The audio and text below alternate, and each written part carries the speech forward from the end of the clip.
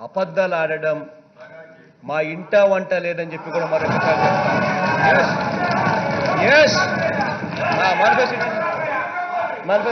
అడిగి అధ్యక్ష ఇది మా మేనిఫెస్టో అధ్యక్ష. ఈ మేనిఫెస్టో చూపించి, ఈ మేనిఫెస్టో రిలీజ్ చేసి, ఎన్నికలకు వెళ్లే ముందు ఇది చూపించి, ఈ మేనిఫెస్టో ప్రజల దగ్గరికి తీసుకొని పోయి ఈ మేనిఫెస్టోకు ఓటేయండి అని చెప్పి మేము ప్రజలను అడిగినాం. ఈ మేనిఫెస్టో చూపించిన తర్వాతనే ప్రజలు మాకు ఓట్లు వేశారు. మేము గర్వంగా కూడా తలెత్తుకొని చెప్తా ఉన్నాం. ఈరోజు అది కాక అధ్యక్ష, ఎన్నికలప్పుడు ఎన్నికల ప్రచారంలో జగన్ అనే నేను ఏం మాట్లాడానో ఈ అంశం మీద ఇదే టీవీ స్క్రీన్ లో నేను చూపిస్తా, ఒకసారి చూడండి. చూసిన తర్వాత ఇదే పాదయాత్రలోనే నేనేం మాట్లాడానో చూపిస్తా, ఒకసారి టీవీ స్క్రీన్ లో చూడండి. చూసిన తర్వాత అప్పటికి కూడా మీకు ఏ మాత్రమైనా కూడా మనస్సాక్షి అనేది ఉంటే క్షమాపణ కూడా చెప్తానని చెప్పి కూడా అడుగుతా ఉన్నాను. మనం చేయబోయే రెండో కార్యక్రమం ప్రతి అక్క కోసం ఇవాళ నేను చెప్తా ఉన్నా. ఇంతకు ముందే నేను చెప్పా, నాన్నగారు కలలు కన్న స్వప్నం ప్రతి అక్క ప్రతి చెల్లెమ్మ లక్షాధికారి కావాలి, ప్రతి అక్క ప్రతి చెల్లెమ్మ సంతోషంగా ఉండాలి. అక్క ఆ చెల్లెమ్మ ఇంట్లో సంతోషంగా ఉంటే ఇల్లు బాగుంటుంది, రాష్ట్రం బాగుంటుంది అని చెప్పి గట్టిగా నమ్మే వాళ్ళల్లో మొట్టమొదటి వ్యక్తిని నేను అని చెప్పి ఇవాళ గర్వంగా కూడా చెప్తా ఉన్నా. ఇవాళ ఆ ప్రతి అక్క కోసం చేయబోయే రెండో కార్యక్రమం కూడా చెప్తా. ఈ కార్యక్రమం వైఎస్ఆర్ చేయూత అనే ఈ కార్యక్రమం. ఇవాళ ఇంతకుముందు నేను అన్నా, ఎస్సీలకు, ఎస్టీలకు, బీసీలకు, మైనారిటీ అక్కలకు వాళ్ళ పరిస్థితి గురించి నేను చెప్పా. ఒక వారం రోజులు గన వీళ్ళు పనులకు పోవడం మానేస్తే, ఏదన్నా జ్వరం వచ్చి వీళ్ళు పనులకు పోలేని పరిస్థితిలో ఉంటే ఆ ఎస్సీలు, ఎస్టీలు, ఆ బీసీలు, ఆ మైనారిటీలు, ఆ అక్కలు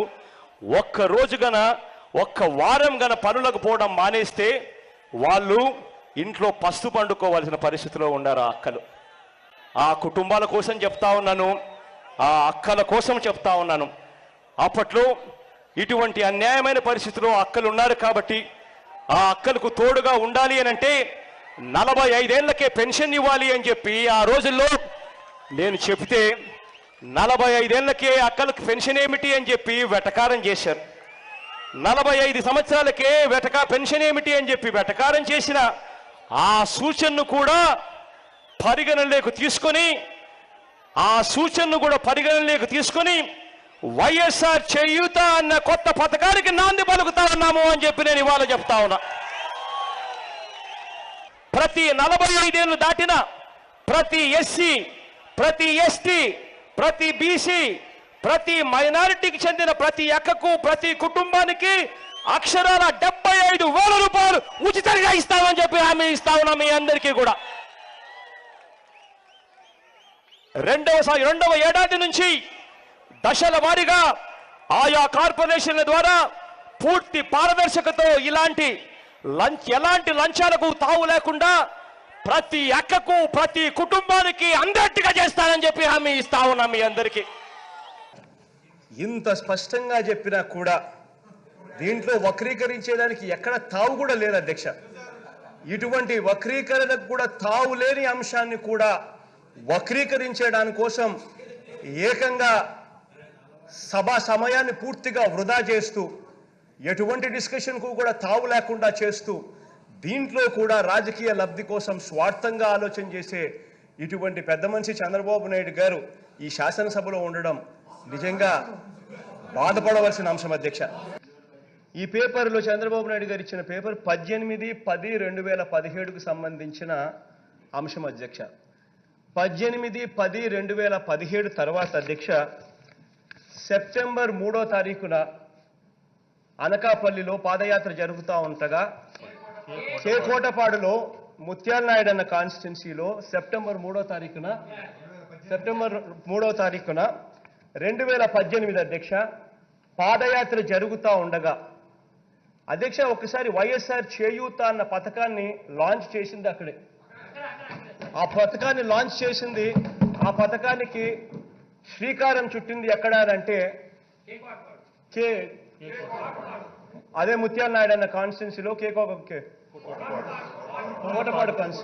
కోటపాడు మండలంలో అక్కడ మీటింగ్ జరిగినప్పుడు అక్కడ ఆ ప్రోగ్రాంకు చేయూత అన్న ప్రోగ్రాంకు లాంచ్ చేసినాం. అధ్యక్ష, ఇది జరిగింది సెప్టెంబర్ 3, 2018. అది ఏ నేపథ్యంలో లాంచ్ చేసినాము, ఎందుకు లాంచ్ చేసినాము అనే పాదయాత్ర జరుగుతూ ఉండగా అధ్యక్ష, పాదయాత్రలోనే ప్రజల సమక్షంలోనే ఎటువంటి పరిస్థితుల్లో ఈ ప్రోగ్రామును మారుస్తా ఉన్నాము అని చెప్పి వివరంగా చెప్పడం జరిగింది. అది ఒక మీటింగ్లోనే చెప్పడం కాదు అధ్యక్ష. దాని తర్వాత సెప్టెంబర్ 3 తర్వాత నా పాదయాత్ర చూస్తే దాని తర్వాత కనీసం అంటే ఒక 10 మీటింగుల్లో చెప్పింటాం.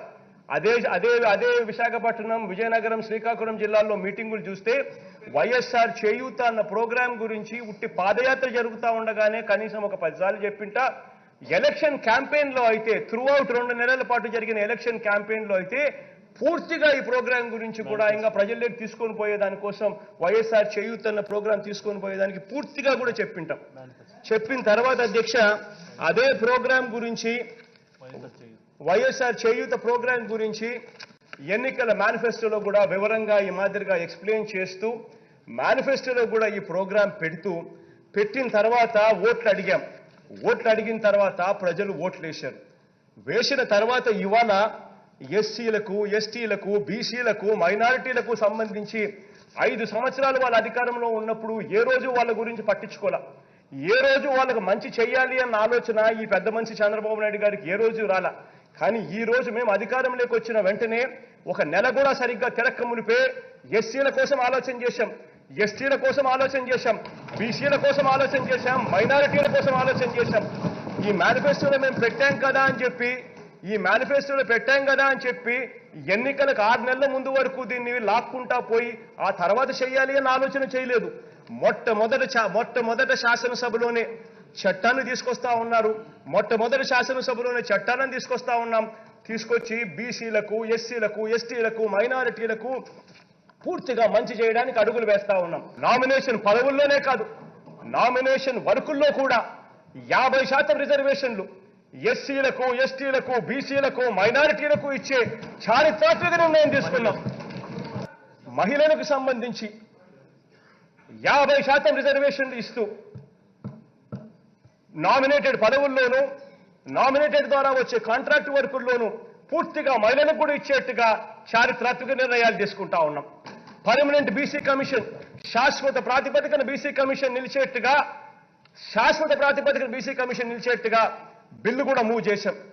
ఇన్ని గొప్ప కార్యక్రమాలు చేస్తా ఉంటే 75% అధ్యక్ష లోకల్ రిజర్వేషన్లు, పిల్లలకు ఉద్యోగాలు దొరక అల్లాడిపోతా ఉన్నారు. ఈ పెద్ద మనిషి ముఖ్యమంత్రిగా 5 సంవత్సరాలు ఉన్నారు. ఏ రోజు కూడా పిల్లల గురించి ఆలోచన చేయలేదు, వాళ్ళ ఉద్యోగాల అవకాశాల గురించి ఆలోచన చేయలేదు.